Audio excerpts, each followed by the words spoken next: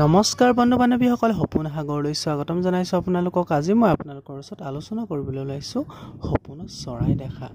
চৰাই বিভিন্ন অৱস্থাত দেখাৰ ভিন ভিন অৰ্থ আছে। যদি আপোনালোকে কেনেবাকৈ সপোনত চৰাই দেখিছে, চৰাই যদি ঘৰত বাঁহ সজা দেখিছে, বা চৰাই যদি ঘৰলৈ প্ৰৱেশ কৰা দেখিছে, বা ঘৰৰ চৌপাশে যদি খুব কিৰিলি পাৰি বা চিঞৰি চিঞৰি থকা যদি এনেধৰণে এজাক চৰাই দেখিছে, তেতিয়াহ'লে ইয়াৰো অৰ্থ বেলেগ। গতিকে আপোনালোকে কি অৱস্থাত কেনেধৰণে দেখিছে নিজে আপোনালোকে বিচাৰ কৰি ল'ব। গতিকে আপোনালোকক আজি কেইটামান অৱস্থাৰ বিষয়ে ক'বলৈ ওলাইছোঁ।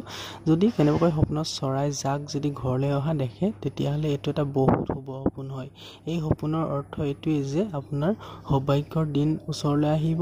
টকা পইচা আপোনাৰ যদি ক'ৰবাত সমস্যা আছিলে, এই সমস্যা দূৰ হোৱাৰ লগতে আপুনি ঘৰখনত সুখ শান্তিৰে পৰিপূৰ্ণ হোৱাৰ ই এটা সংকেত হয়। গতিকে এনে সপোন দেখিলে আপুনি গোপনে ৰাখিব আৰু কাকো কৈ থাকিব নালাগে, যিহেতু ই এটা ভাল সংকেত হয়।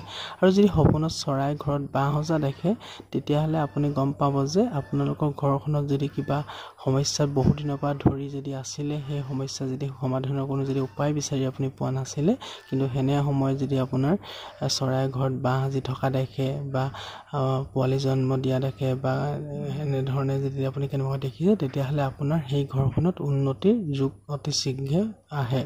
আৰু যদি ঘৰৰ চৌপাশে যদি চৰাই চিঞৰি থকা দেখে, তেতিয়াহ'লে আপুনি গম পাব যে আপুনি যদি চাই আছে চৰাইজাকলে আৰু চিঞৰি আছে, এনেকুৱা যদি দেখিছে, তেতিয়াহ'লে গম পাব যে আপুনি কিবা কৰ্ম যদি সেই সময়ত কৰিব বিচাৰিছে বা মনতে ভাবি আছে কৰিম বুলি, কিন্তু আপুনি ভাবি পোৱা নাই, কৰিলে লাভ হ'ব নে লোকচান হ'ব, বা যিকোনো ক্ষেত্ৰত তেনেকুৱা ধৰণৰ কিবা যদি ক্ষেত্ৰ আছে, আপুনি সেই সময়ত কৰক। সেই সময়ত আপুনি উন্নতি লাভ কৰিব পাৰিব।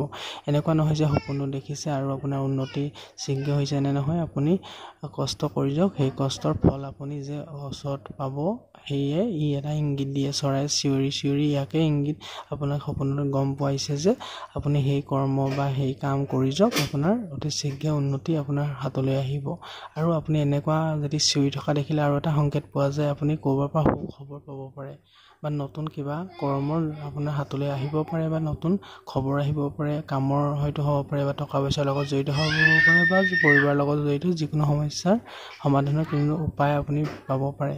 গতিকে সপোনত চৰাই দেখা আৰু বহুত অৰ্থ আছে। আপোনালোকে কি অৱস্থাত কেনেধৰণে দেখিছে মোক কমেণ্ট কৰি জনাব পাৰে। মই আপোনালোকক সকলো কমেণ্টৰ উত্তৰ দিবলৈ চেষ্টা কৰিম। গতিকে আজিলৈ ইমানে আছিলে।